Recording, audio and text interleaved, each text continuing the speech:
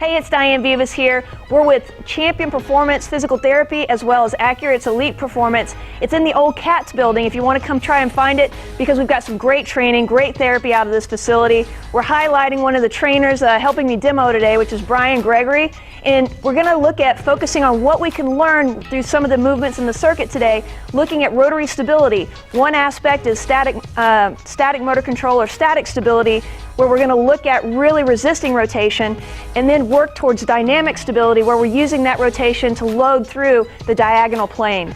And so what we're going to do is actually get Brian right here to load up for the suitcase deadlift, which is a one-sided deadlift. So he has to actually, the same muscles that create rotation have to do a little bit different neural messaging to resist rotation.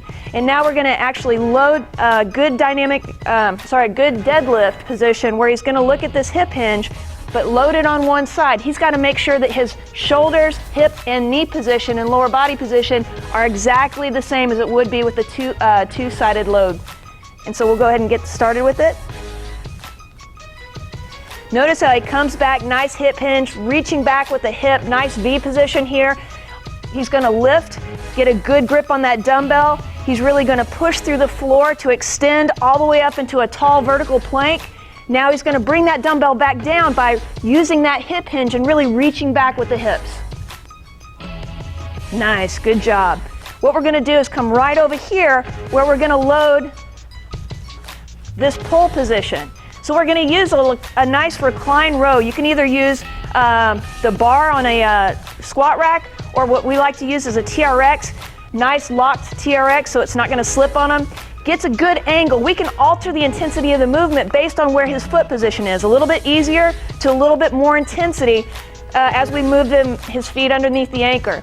He's got a good position here, nice straight shoulders parallel with the hips. He's going to do a pull using a nice row position. Look at this nice full range of motion. He goes all the way through, scapular stability, really maintaining that plank position, and then coming all the way back down for a full range of motion. Good job. All right, so now we're going to come right back over here. The same muscles that we were using for that anti-rotation or stability, we're going to actually load and go through a dynamic movement.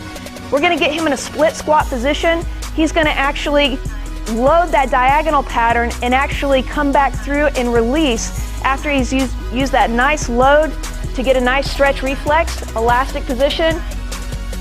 Load, good, just like that. Notice how his base doesn't change, nice position on the lower body, a lot of good control, just like that. Now the last one is actually using a locomotive movement where we're going to do a single leg hop in a rotational plane, so at 90 degrees. You're going to notice the biggest thing here is that we want to reduce the impact with a good controlled landing. So what Brian's going to do is set up for a single leg stance.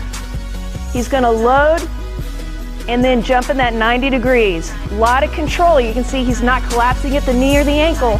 He's got good control all the way through the load and the landing. Good job. All right, thanks and see you next month.